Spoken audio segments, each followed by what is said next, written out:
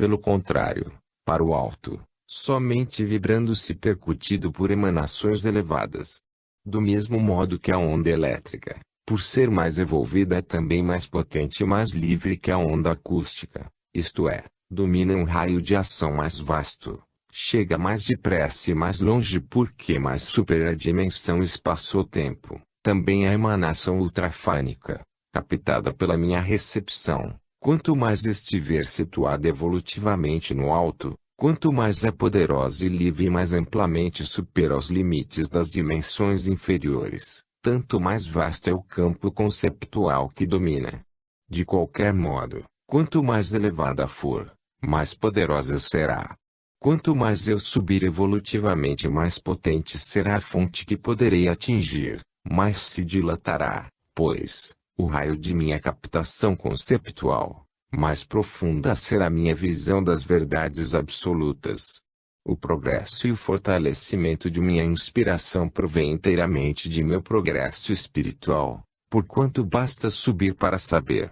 Eu não estudo em livros, mas leio na vida. Há mais coisas no livro de Deus que nos vossos, dizia Joana d'Arc, e eu sei ler no livro que vós não sabeis ler. A sabedoria mais profunda é dada pela evolução e não pela cultura. Isso poderá parecer absurdo em face da psicologia prática, mas os fenômenos têm uma lógica e preciso segui-la até as profundezas. Compreende-se, deste modo, como eu situo o problema de minha mediunidade inspirativa e porque acredito que assim se deve orientar o estudo dos casos de ultrafania elevada.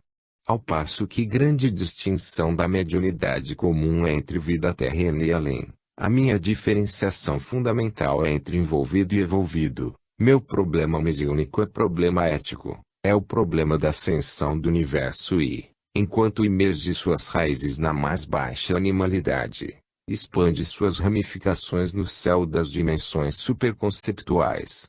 No meu caso, por isso, não tem sentido, deixando-me indiferente, a comunicação com os espíritos de defuntos que, situados mais ou menos no nosso nível, nada sabem, nada têm para dizer-nos, repetindo as velhas e pobres coisas humanas. A mim urge, ao contrário, superar este plano humano em que vivos e mortos se agitam e em que se permanece sempre aqui embaixo, na sombra. Hamlet dizia, ser ou não ser. Eu digo, subir para saber, eis o problema.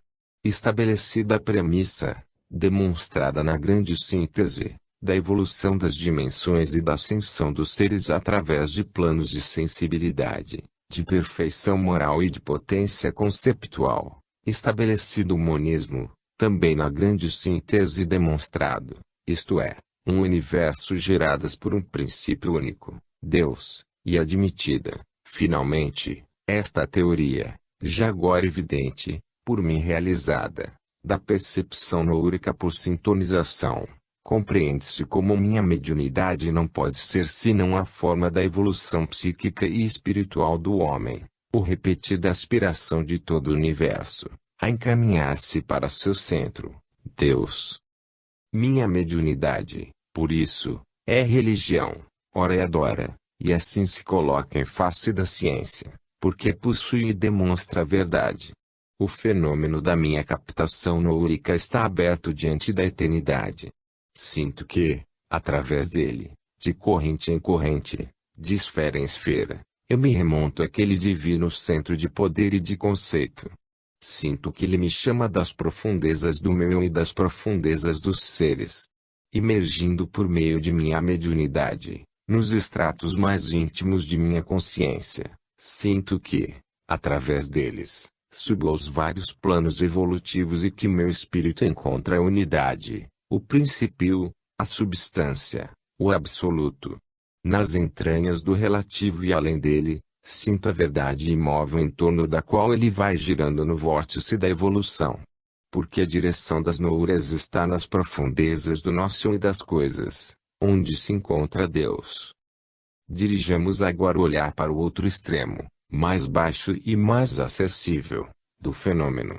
É evidente que, em suas zonas superiores, o fenômeno não pode ser atingido pela observação e que, Além destas declarações que só eu posso fazer, o fenômeno permanece em sua fase de origem, cientificamente incontrolável. Pensemos na relatividade da nossa posição na escala da evolução intelectual dos seres e como nosso maior gênio representa uma redução de dimensão, um meio denso e material em relação a fases mais evolvidas e espirituais.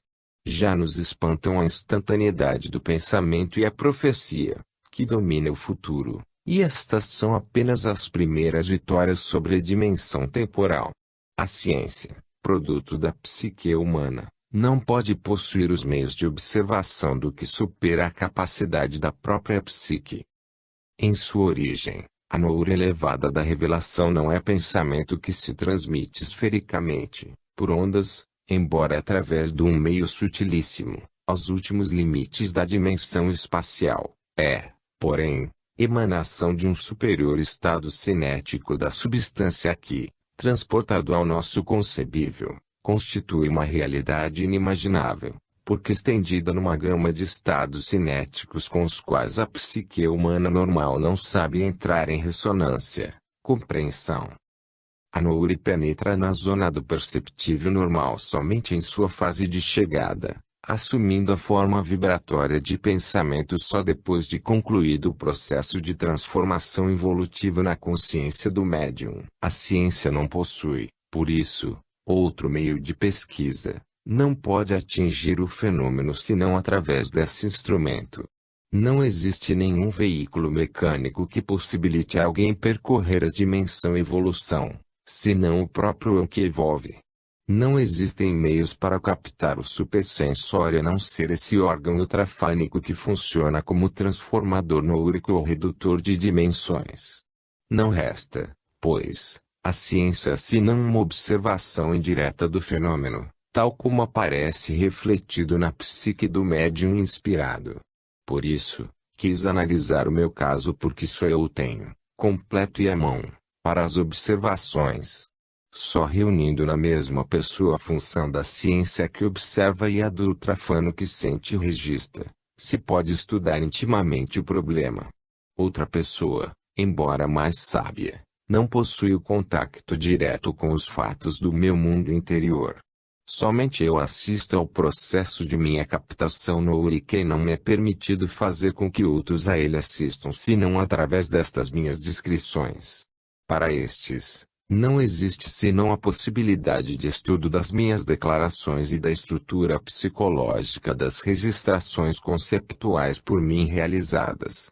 Permanecerão de fora, contudo, porquanto as mesmas leis do pensamento, que também agora permanecem reais, não me permitem comunicar minhas sensações senão a quem é capaz de entrar em ressonância com tal ordem de vibrações, e quem não o puder, não compreenderá. É natural, pois, que muitos neguem, porque não acham nenhuma correspondência na própria sensibilidade. Nada por eles posso fazer. Não se pode fazer ouvir o som a um surdo nem fazer ver a luz a um cego. Os fatos, porém, permanecem, representando um enigma, e com a acusação de desequilíbrio neurótico me será atribuída a paternidade absoluta da grande síntese. O que esta desmente com toda a evidência. Para todos, permanece indestrutível um produto do processo inspirativo, a verificação de que é difícil consegui-lo com os recursos culturais normais, permanece a lógica desta minha interpretação, uma construção conceptual que se estende através de todo este volume só para sustentar uma inexplicável humildade que renuncia a fazer próprio um produto intelectual que eu tinha a meu alcance. Desçamos, agora, da altura da emanação noúrica ao nível humano, onde se detém a transmissão e se fixa a recepção. O último termo da transformação noúrica, o mais baixo do processo fenomênico, a zona de máxima involução está no organismo nervoso cerebral do médium. Já mostrei que importa elevar o potencial nervoso para atingir a percepção noúrica. É-me necessário, por isso, um aumento de tensão elétrica, que me permita entrar em ressonância com a corrente noúrica, assumindo uma frequência maior, intuição, do que a racional normal. O período de adormecimento da consciência normal, que inicia a recepção, é o trabalho de colocação em fase, com uma frequência de percepção superior à normal, saindo da ordem de vibrações comuns para sintonizar com outra mais poderosa. A vontade é uma irradiação mais envolvida, proveniente de uma frequência vibratória inferior e cuja presença tem um poder destrutivo desses mais evolvidos e delicados estados vibratórios que permitem a sintonização com a Nouri. Por isso, o inspirado é um sensitivo e raramente um volitivo, dominador e apto para dirigir, tipo que, diante de tais problemas, por sua vez, é impotente. Tudo isso explica o trabalho de sintonização ambiental que auxilia minha registração, a necessidade que tenho de encaminhá-la a uma harmonização vibratória de meu próprio eu, e esta quanto mais se eleva mais tem de ser profunda.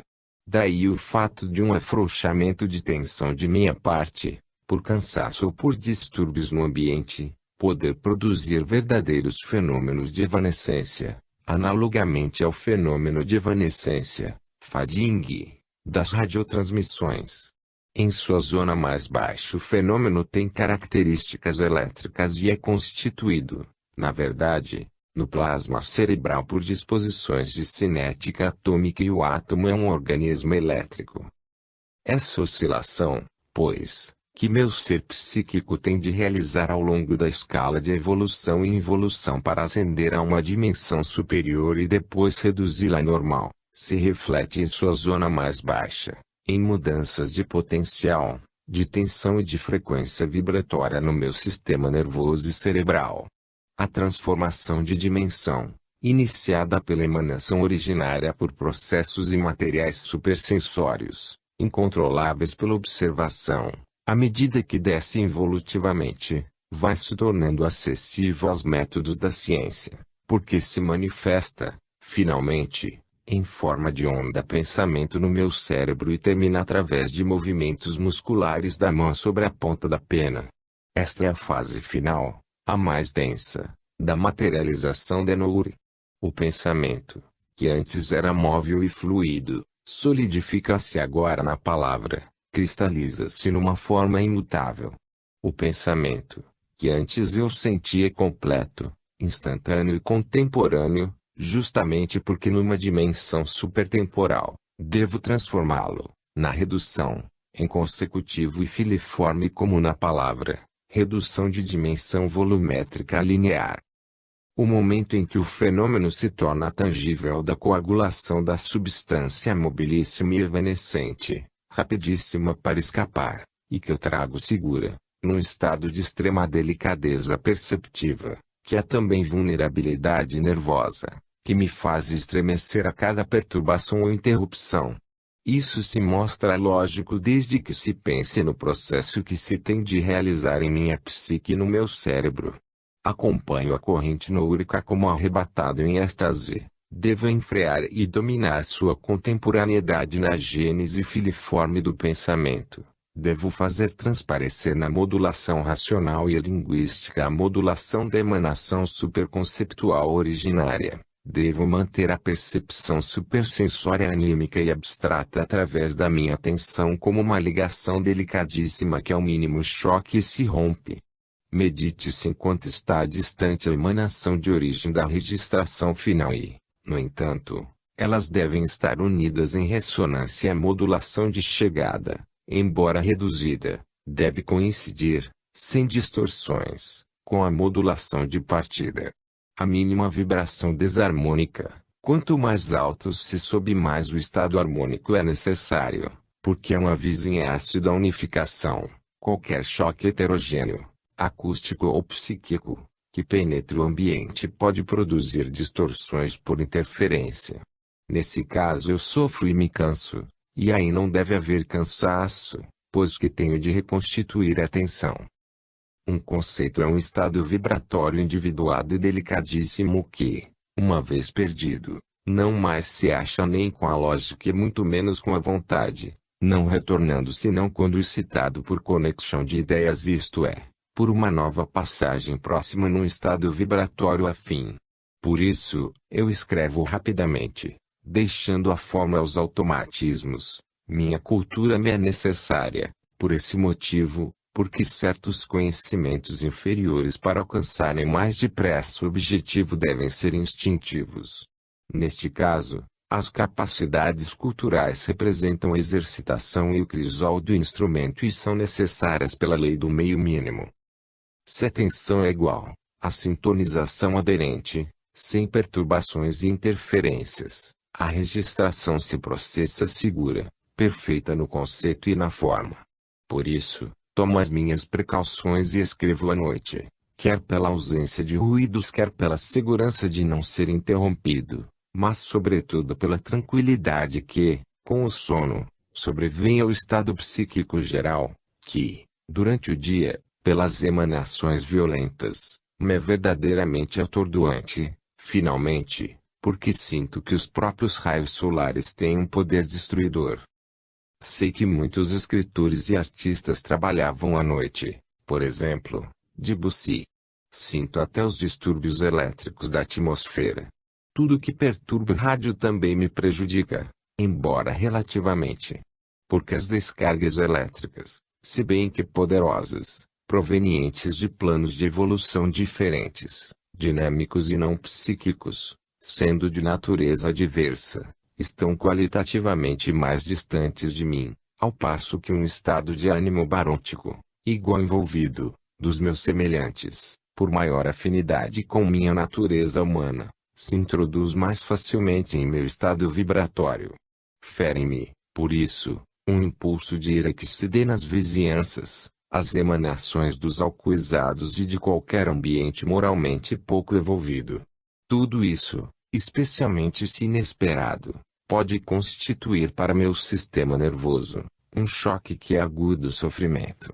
Certas músicas, ao contrário, especialmente se de profunda orquestração, têm para mim um poder sintonizante acentuado, como Bach, Wagner, o piano de Chopin e Elisée, Rimsky-Korsakov, Mussorgsky, Glazunov, Albeniz, Palestrina, Debussy e muitos outros, ao passo que Stravinsky, por exemplo, me irrita. A potência de Beethoven como a de Miguel Ângelo me esmaga. Mozart não sofre e não clama como eu desejaria. Tenho necessidade de compositores cuja noure se afine com a minha, para que sua música me ajude, fundindo-se em minha sintonização. Resumindo, pois, quanto mais é abstrato o pensamento, tanto mais é desmaterializada pela forma dinâmica a onda de sua vibração. O conceito, em sua origem, nem sequer de palavras se reveste, não tem linguagem, envolvendo-se, em descida cada vez maior, até a percepção sensória e a imobilização no escrito. Quanto mais desce o fenômeno, involutivamente, mais é apreciável na forma ondulatória das ondas hertzianas e do som, da luz, etc., localizando-se também especialmente numa sede física, o cérebro. Pode-se buscar aqui o órgão específico da inspiração ultrafônica, a epífise. A epífise pode definir-se, o órgão do cérebro, não ainda suficientemente conhecido e que é indicado, ultrafonicamente, como um meio mecânico através do qual as noures são recebidas pelos hipersensitivos. 3 Pioli, Biosofia, Pag. 232. O órgão da sintonização nourica se encontra no cérebro e é particularmente a glândula pineal. Disse, particularmente. Devemos entender-nos logo a respeito dos princípios de fisiologia. A ciência materialista teve a mania da localização das funções cerebrais, dando-se a caça da sede fisiológica das funções psíquicas através de experiências de extrações localizadas. Tudo isso é o resultado de sua orientação materialista e não poderia revelar-lhe senão relações e associações superficiais, nunca o princípio funcional do cérebro. Este é somente o órgão das funções psíquicas e sua estrutura é efeito e não causa de funções. O pensamento não é uma secreção do cérebro, mas, sim, o cérebro é, se pudesse dizer, uma secreção do pensamento. O órgão cerebral é o produto mais elevado da evolução biológica, É o órgão através do qual a química inorgânica do mundo pré-vital, internando-se, posteriormente, no complexo metabolismo da química orgânica, atinge um estado de superquímica em que os íntimos movimentos planetários atômicos se deslocam até a desmaterialização da matéria. A ciência não admite nem possui os recursos de observação para conhecer as formas de vida invisíveis, mas reais, que a evolução biológica produziu após o cérebro, isto é, a consciência. Encontra-se, pois, estudando o cérebro, nas mesmas condições de um selvagem que observasse um aparelho de rádio sem conhecer-lhe o princípio. É inútil olhar exteriormente os fios, lâminas e válvulas, se não se conhece o princípio das ondas hertzianas.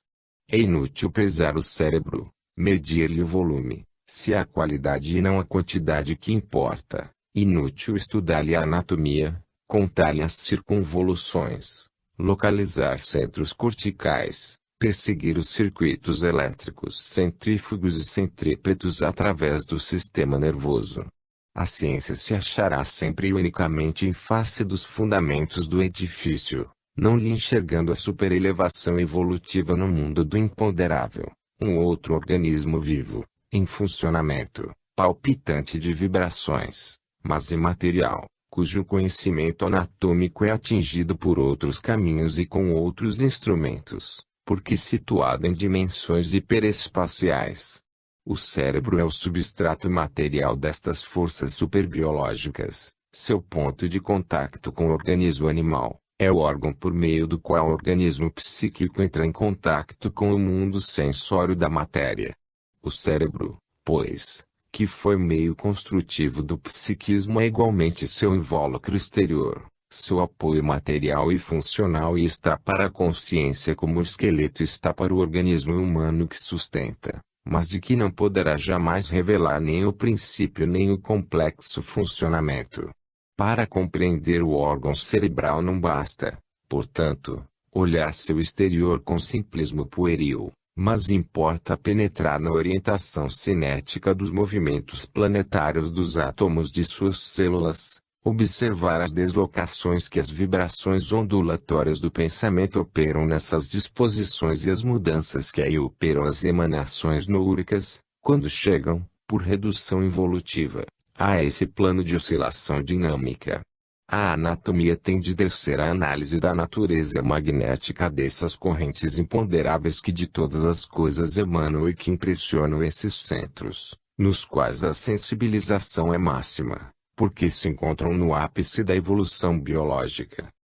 Compreender-se-á, então, como o cérebro, órgão normal da consciência, em certos momentos e casos não a possa conter completamente e ela dele rompa, superando as limitações do meio com uma percepção anímica direta, supersensória.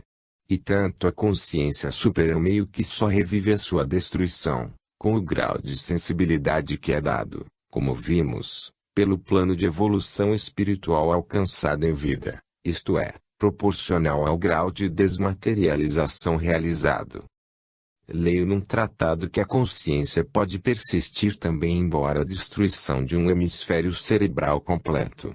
Isso demonstra a loucura da teoria das localizações e como é absurdo pretender estabelecer o lóbulo central da consciência. O cérebro não pode ser reduzido à função mecânica de um órgão muscular. Pense-se que ele funciona não somente movido por correntes elétricas nervosas internas, mas é percutido por correntes ondulatórias que percorrem, sem suporte material, o espaço, ao influxo das quais ele também vibra.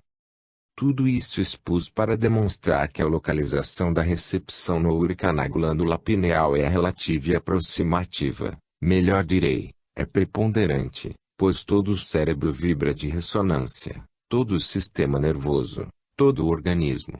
A glândula pineal é o órgão central, o condensador variável da sintonização e, também podemos dizer, o órgão de amplificação da registração noúrica. Mas, todo o organismo colabora mais ou menos diretamente, em conexão, funcionando como caixa ressonante em que as radiações se repercutem e se harmonizam. Na epífise, a percepção noúrica se realiza por uma diversa orientação impressa pelas vibrações da corrente noúrica, degradada na forma de onda, nos movimentos planetários internos dos átomos das moléculas, lançadas no metabolismo celular da substância glandular pineal. O último termo dos fenômenos está sempre na cinética atômica. Todo o cérebro, porém, é sempre percutido e percorrido por correntes psíquicas que o mantêm em contínua oscilação e ele funciona constantemente como transmissor de vibrações pensamento. Assim como o olho sempre vibra à luz e o ouvido ao som, do mesmo modo vibra o cérebro ao pensamento. Este princípio geral se aplica no caso da recepção noúrica, em que se destaca, evidente, a ressonância. Na percepção sensória, a ressonância se dá dirigida por um meio condutor, na noúrica, processase livre, mas sempre se trata de vibração por sintonização. Isso é compreensível hoje, quando também a telegrafia se tornou sem fios. No meu caso, a epífise deve haver atingido um grau evolutivo de potencialidade, não volume, mas orientação cinética atômica, e de sensibilização, a fim de poder funcionar como antena na dimensão evolução e como transformador, isto é, como redutor involutivo. O outro problema afim é o de saber como estes órgãos atingem esse grau evolutivo. O funcionamento e o desenvolvimento evolutivo de um órgão é dado pela corrente nervosa que o mantém e licita as trocas, fornecendo-lhe alimentação dinâmica. Quando do centro não descem mais essas correntes nervosas, o órgão se atrofia, desenvolvendo-se, ao contrário, quando as correntes se intensificam. Essas correntes não são mais que impulsos elétricos que modificam a orientação dos íntimos movimentos do átomo, que é um organismo elétrico, alterando, assim, toda a química da troca, que assim pode encaminhar-se para a atrofia ou para superiores formas de evolução. O centro irradiante destas correntes está além do sistema nervoso e do cérebro, que são dois intermediários mais baixos. É a própria consciência que está à frente da marcha evolutiva e que, à medida que se vai elevando, retira as correntes do funcionamento nos níveis inferiores, centralizando-as num funcionamento evolutivamente mais alto. Desse modo, no inspirado, o organismo tende ao emagrecimento muscular. As funções digestivas não mais admitem labores pesados. Tudo tende à atrofia do que é físico para alimentar o que é psíquico. É absurdo procurar no intelectual e no gênio um cérebro mais volumoso, quando ele se acha justamente no caminho da desmaterialização. Estamos nos antípodes da ciência. No caso do órgão cerebral, a desmaterialização progressiva de funções por evolução é, como já disse, problema de cinética atômica e é neste sentido que aqui falei de funções espirituais. A glândula pineal é, pois, o órgão central da ressonância psíquica e da sintonização noúrica. No meu caso, essa glândula é o órgão principal da ressonância superconceptual e, simultaneamente, de transformação de dimensão, isto é, o órgão em que se forma, por deslocações cinéticas na íntima estrutura dos átomos, a redução da emanação noúrica em forma de pensamento. As ressonâncias, porém, não são todas iguais nos diversos ultrafanos. Alguns deles têm uma extensa gama de possibilidades de sintonização, embora mantendo-se num nível mais baixo, e entre todas, existe muitas vezes a sintonização preferida, que é aquela de maior afinidade. O meu caso, pelo contrário, poder-se-ia chamar, de sintonização fixa, de ressonância única, porque, por instinto de simpatia, eu me ligo ao máximo contacto que minha evolução me permite e rejeito todos os outros. Pelo fenômeno da ressonância, que é a unificação de vibrações, estabelece-se uma confusão no meu eu mais elevado com o centro emissor, uma reabsorção de minha personalidade na noure, pela qual, naquele nível, não mais existe distinção entre o eu e o não eu e tudo se torna a mesma força, o mesmo pensamento, a mesma corrente. A matéria separa, Mas quando nos elevamos e nos aproximamos da unificação, a evolução nos conduz ao centro divino. Naquele plano, não mais faço distinção entre a entidade inspiradora, a noure captada e o meu eu mais profundo. É natural que o mais absorva o menos, que a pobre chamazinha de meu espírito se confunda no incêndio e eu não mais saiba dizer, eu. A distinção renasce, rápida, apenas quando, na redução de dimensão, torno a descer, involutivamente, até minha personalidade humana. O meu caso é, pois, de ultrafania especializada na captação conceptual, e esta é verdadeiramente a marca das minhas registrações. Tendo a ligação máxima porque esta me dá o conceito máximo. Isso não impede que a ressonância possa formar-se, e indiretamente ferir-me, também com seres e coisas de planos inferiores. Eu, porém, não os aceito senão como elementos secundários ambientais de harmonização. Poderiam eles ser úteis para a inspiração artística e musical, mas não para a conceptual. Existe também nas profundezas de minha psique o poder seletivo, sem o qual se daria, como em alguns velhos rádios, uma confusão de harmonias.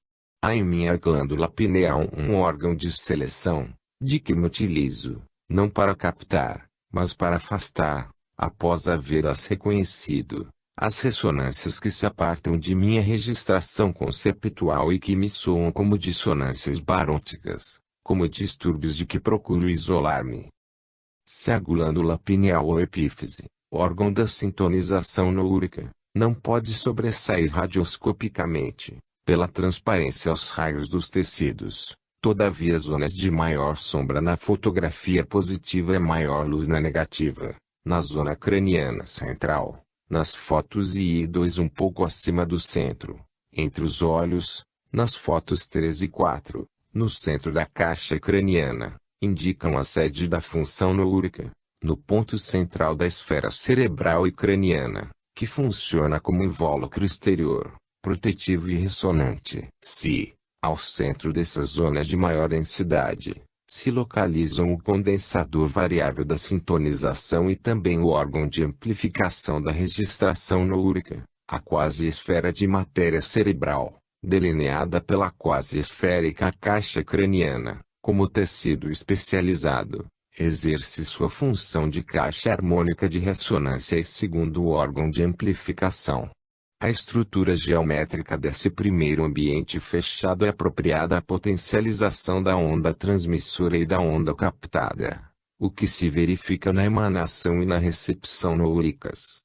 Sobretudo neste último caso, da registração de emanações provenientes de dimensões superconceptuais, quando a corrente atinge por redução dimensional a fase dinâmica, assumindo a forma de onda, que se transmite por pulsações esféricas, então, a caixa craniana, fechada em si, multiplica e amplifica, por refração interna, no ambiente cerebral particularmente apto a entrar em vibração, se excitado pela ação de tais ondas psíquicas, aquelas ondas que, justamente na zona cerebral, realizam a última fase de sua redução dimensional, já iniciada antes, fora do espaço e depois no espaço de emanação psíquica do sujeito.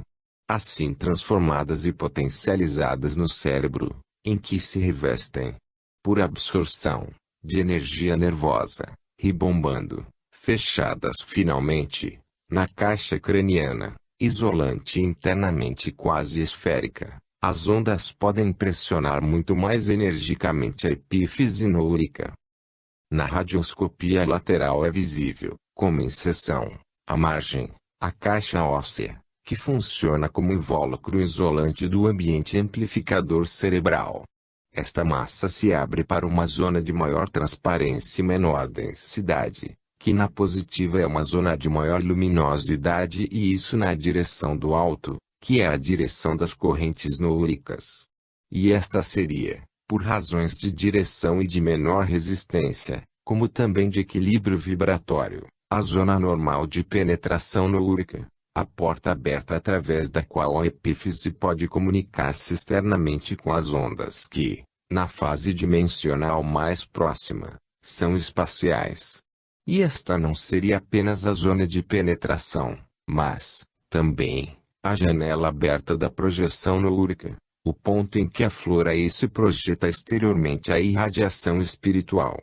Quando, através dessa investigação e dessa técnica, a emanação atinge o sujeito e penetra em sua caixa craniana, a corrente noúrica, degradada em forma de onda, está apta a imprimir, e imprime, uma diferente orientação aos movimentos planetários dos átomos das moléculas das células cerebrais.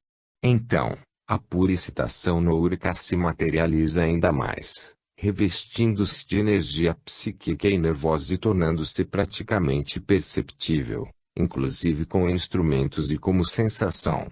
E então, atingida sua última fase de transformação, é suficientemente densa, podendo por isso impressionar a epífise, que, arrastando consigo, em sua sintonização, o cérebro e o sistema nervoso, dirige a função mecânica muscular da escrita. 6. Conclusões. Esse mundo em que nos temos agitado até agora não é um mundo fantástico. Num campo muito menos elevado, a rabdomancia, renascente hoje com o nome de radiestesia, demonstra que se o sensitivo que passa sobre um manancial de água ou uma jazida mineral sente algo que pode especificar com grande exatidão, isso quer dizer que eles emitem qualquer coisa, alguma irradiação de ondas eletromagnéticas que o sistema nervoso humano, sensibilizado, percebe. Os minerais, portanto, também emitem correntes e no seio do universo subsiste toda uma emanação imaterial. E se emitem correntes os minerais, também as produzem as plantas e uma paisagem será uma sinfonia de vibrações que o musicista poderá transformar em harmonias musicais. E correntes transmitem todos os seres e entre todos a central mais dinâmica que é a psique humana. O problema das noúrias adquire, assim, uma importância muito mais vasta que a mediúnica. O problema das noúrias é o problema da inspiração artística, que só elas podem explicar. É o problema do desenvolvimento psíquico da humanidade, dos sistemas de aquisição cultural, dos novos métodos de pesquisa necessários ao ulterior progresso da ciência, métodos de concepção que deem novos rumos à filosofia e a todo o cognoscível humano, com repercussões na direção da vida social, de modo a tornar possíveis as bases de uma nova civilização. Observemos estas últimas consequências que enunciamos. É um fato verificado, para os que estão habituados à criação intelectual e artística, que esta não se realiza, verdadeiramente, pelas vias da consciência cotidiana normal, que tão útil nos é para as necessidades e relações da vida. Parece quase que o processo da racionalidade consciente reflexa é como que suspenso para que, por construções superiores, um mecanismo mais íntimo e complexo seja posto em movimento, numa zona mais profunda de nosso eu, a funcionar com métodos supervolitivos e superracionais. Os inspirados sempre tiveram uma voz, os poetas, as musas, os musicistas, a inspiração. Wagner dizia no seu diário de vida veneziana, a propósito de uma passagem do seu Tristão, aquela passagem me apareceu clara, transcrevia rapidamente, como se de há muito já soubesse de memória. Peruzzi diz que o compor é para ele uma necessidade impossível do temperamento, que tem necessidade de produzir. Chopin compunha numa espécie de êxtase. Na realidade, artistas de gênio são ultrafanos registradores de noures. É um fato que todas as mentes, sejam de artistas, sábios ou santos, cada um em seu campo, todas as vezes que verdadeiramente se projetaram na direção do alto para arrancar uma orla do grande mistério das coisas, verdadeiros tentáculos que a evolução lança, antecipadamente, de encontro ao infinito, usaram esses meios que escapam à racionalidade comum. Esta aparece, em confronto, como coisa vulgar, inferior, condenada por natureza a jamais saber elevar-se acima do plano em que se move no infinito trabalho de análise, sem esperança de síntese. E questão de grau, porém, a inspiração artística se esfuma na mediunidade, como no caso de Roswitha Bitterlich, a menina de Innsbruck, cujas telas, tanto pelo conceito como pela técnica, assombram os pintores e confundem os psiquiatras. Existe um outro fato, que é a fundamental unidade interior da inspiração, idêntica para todos em suas origens e que se espedaça e modula em diversas formas somente quando desce ao mundo exterior, pelos caminhos oferecidos pela capacidade do sujeito. Isso corresponde àquela unidade de princípio, de que já falei, e a que se tende por ascensão evolutiva. Desse modo, a ideia abstrata do bem pode tornar-se música, poesia ou pintura, renúncia a martírio ou ação heróica, conforme o ambiente humano em que se materializa. Cada realização concreta é um processo involutivo em que a unidade se ramifica no particular. Por isso, cores e sons e as várias sensações humanas se equivalem num plano mais alto, então passam de diferentes vestiduras do mesmo conceito. Esse conceito foi percebido por Franz Liszt quando, de Roma, escreve ao seu amigo Berlioz dizendo-lhe como sentia um secreto parentesco entre Rafael e Mozart, entre Miguel Ângelo e Beethoven, entre Tiziano e Rossini. Poder-se-ia afirmar que na profundeza da consciência se tocam os planos superiores, onde a ideia, antes de descer e diferenciar-se na forma concreta e abstrata, existe em tipos simples e únicos para muitos grupos de manifestações diversas, e que, quanto mais subimos para o centro, tanto mais a ideia originária se faz abstrata e única, até identificar-se naquele monismo absoluto, que é Deus. Assim, a arte e a fé, a ciência e a ação não passam de diferenciações produzidas pela descida daquele único princípio. Estes elevados problemas de psicologia têm também uma grande importância prática, porque sua compreensão e solução revolucionam todos os rumos intelectuais e científicos de nossos tempos. Revolucionam os métodos de pesquisa científica, tanto quanto os sistemas de aquisição cultural. Estou persuadido de que o saber humano, em todos os campos, não mais pode avançar com os velhos métodos e que é iminente e necessária uma mudança de rota. É evidente que a verdade, que tão laboriosamente se acomete, já existe íntegra, completa, funcionando desde toda a eternidade. O universo é, não de agora, um organismo perfeito e não espera, por isso, a compreensão humana. Possui ele sua sabedoria e suas leis e sabe aplicá-las com consciência e equilíbrio. Não se trata, pois, de criar coisa alguma, mas de saber enxergar o que já existe, de atingir conceitos que se distanciam de nosso relativo. É absurdo continuarmos a observar eterna e exteriormente os fenômenos, multiplicando observações e classificações, e permanecermos esmagados sob a mole divergente do particular. Importa aperfeiçoar e potencializar esse instrumento de pesquisa que é a consciência humana, se quisermos algo que produza um resultado prático. Para mim, o método racional analítico não passa de uma redução evolutiva do método intuitivo sintético. A evolução psíquica do homem impõe a ascensão a este método mais profundo. Estou convencido de que a solução dos problemas não se acha no exterior sensório, mas no interior intuitivo, e só pode ser alcançada se nos projetarmos dentro de nós mesmos com a introspecção e não fora de nós, com a observação. Sinto que os princípios não se podem encontrar senão por visão, por uma transformação de consciência que se identifique com o fenômeno, por uma transferência do eu a um novo plano conceptual. Enquanto se permanecer na dimensão atual da razão, certos problemas permanecerão insolúveis. É fato comprovado que as mais elevadas verdades, as sínteses conceptuais, sempre se descobrem a golpes de gênio, isto é, de revelação por inspiração e não por análise objetiva e racional. Esta não sabe tomar a seu cargo senão o desenvolvimento metódico de um princípio, quando este e sua orientação já foram apresentados. A audácia de minhas conclusões está no propor à ciência o método de pesquisa por inspiração noúrica como método normal, a fim de que o método da intuição complete o dedutivo experimental. Estou convencido de que os conceitos já existem em forma de emanações radiantes, de correntes em expansão, e que basta captá-las. Sinto que o problema do conhecimento só é solúvel com este novo método de sintonização noúrica que tenho vivido, aplicado e aqui amplamente descrito. Certamente que é um método delicado e complexo.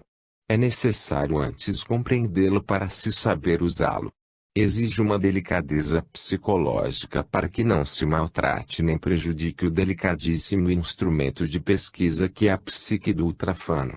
Será preciso tempo, dever-se-ão superar as resistências opostas pelo misoneísmo do passado. Será laborioso reformar a psicologia da ciência, mas não existe outro caminho para avançar.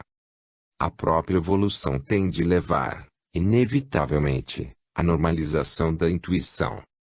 O homem, chegado a uma determinada fase de sua evolução psíquica, tem de atingir, normal e naturalmente, o conhecimento pelas vias da captação noúrica.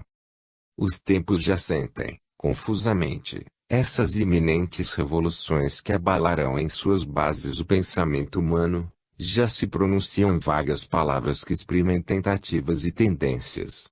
Importa indicar exatamente, aprofundar, falar de coisas reais e casos vividos, já haver aplicado o método e realizado os resultados. Os inspirados se têm mantido até agora, comumente, no campo dos princípios gerais, nos termos vagos do sentimento, nas elevadas, mas imprecisas aspirações do misticismo, se mantiveram na linha da inspiração artística. Não fizeram da intuição uma verdadeira técnica de pensamento, metodicamente dirigido na direção da pesquisa científica. Importava chegar a uma revelação científica exata, dando ao ultrafania um conteúdo vasto e concreto, que dela fizesse um instrumento portador de contribuições tangíveis à ciência. Nesta efervescência dos tempos, ansiosos de novas direções, foi lançada uma corrente de ideias que não poderá ser detida. Achará ela ressonâncias que a amplificarão. Repercutirá nas consciências que, fazendo a sua, a elevarão a grandes distâncias. O futuro da humanidade está biologicamente em sua espiritualização. Ou espiritualizar-se ou morrer. O materialismo aprisionou e comprimiu o espírito na matéria, talvez somente para que ele pudesse melhor explodir. Um sopro novo tem de dinamizar tudo no espírito, pois, de outro modo, a vida se apagará. E deve ser uma espiritualidade não vaga, sentimental, enfermiça, porém, viril, operante, científica, volitiva, consciente do titânico trabalho construtivo que a espera e que ela tomará para si. A luta pelo espírito será a luta mais digna da vida. Ainda outras consequências de índole prática se pode extrair desses conceitos. Frequentemente tenho perguntado a mim mesmo, sabemos pensar e aprender? Não encontraremos nessas profundezas psicológicas novos métodos mais fáceis e mais produtivos em favor da aquisição cultural? Ao estudar e aprender atemo-nos aos sistemas mais empíricos, como ler, repetir, memorizar, sem percebermos a essência do pensamento e dos fenômenos psíquicos nem de que complexa entrançadura de vibrações e de ressonâncias sejam eles a síntese, sem nos preocuparmos de quais interferências de ondas e de quantas captações noúricas a mente seja suscetível. Não atiramos, talvez ao acaso, diante da mente um alimento para que ela o assimile, não se sabe como. Reconheço bem quanto a psique humana é imatura, na massa comum, para estas sutis operações de pensamento e minha audácia está justamente em pensar na normalização de tais métodos. Entretanto, estou certo de que o homem se acha numa grande curva de seu caminho evolutivo, que a eterna criação biológica está operando atualmente no nível psíquico e que novos métodos se impõem pela lei do meio mínimo. Porque o método intuitivo deve limitar-se apenas às formas artísticas e poéticas. E porque não poderá existir uma nova e normal inspiração filosófica, matemática, social, moral, científica. Porque não reconheceremos que a sabedoria não se encontra nos livros, farrapos do passado, mortas cristalizações do pensamento, mas, sim, nas vivas correntes conceptuais em que palpita e em que se sustém todo o universo. E que, para saber, esse grande livro do infinito é o único que importa a ser lido. E para a formação cultural, porque as longas e exaustivas vias do estudo não se preferirão às da purificação da consciência, da evolução, que a conduz à dimensão superconceptual, onde a visão da verdade é espontânea. No alto, a sabedoria gratuita e, através de sua progressiva espiritualização, o homem adquirirá, um dia, o conhecimento por imersão em estados vibratórios e por exposição da psique às correntes nouricas. Porque, ao invés de um esforço mnemônico para acumular noções, a formação cultural não deverá ser um processo de sensibilização da psique, que lhe permita a captação das ondas pensamento por sintonização. Tenho a sensação de um erro fundamental em todo o sistema cultural moderno, consistente na descentralização do conhecimento no particular, o que conduz ao desnorteamento na especialização. Tenho a sensação de que, sob o peso esmagador de uma série enorme de noções, ao invés da centralização conceptual que, nos princípios, nos fornece a chave de todos os problemas, se atinge a dispersão.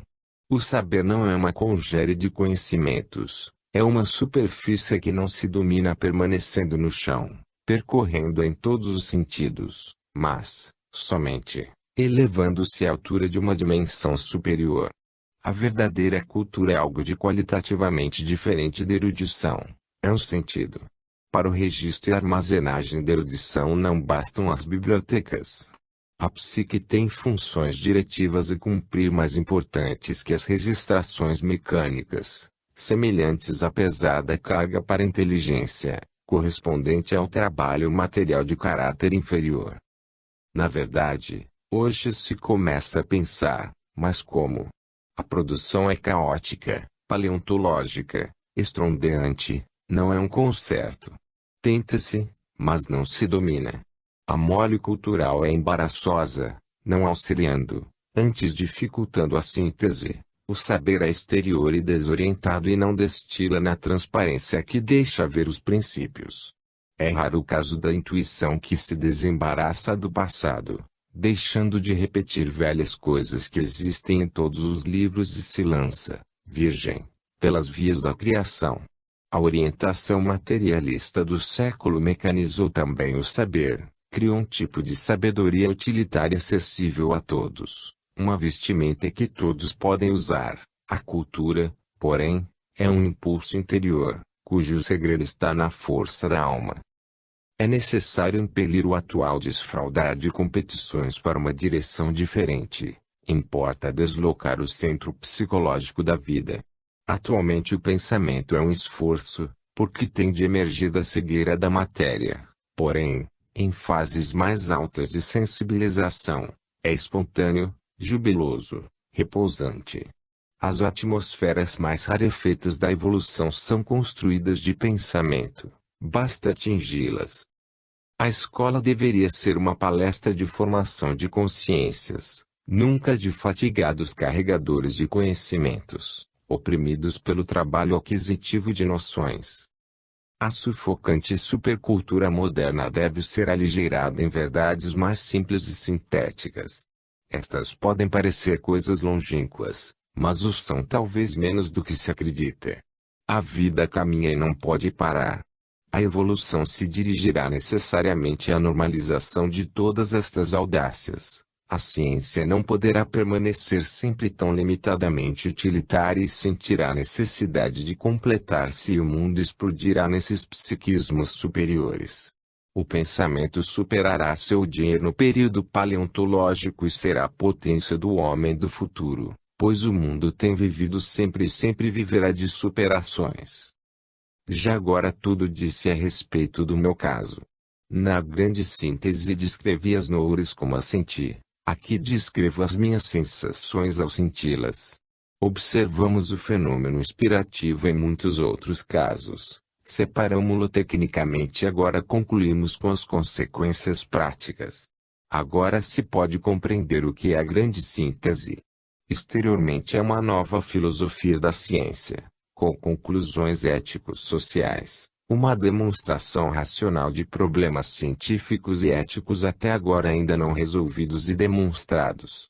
É uma reconquista de todo o disperso conhecimento humano para levá-lo à unidade.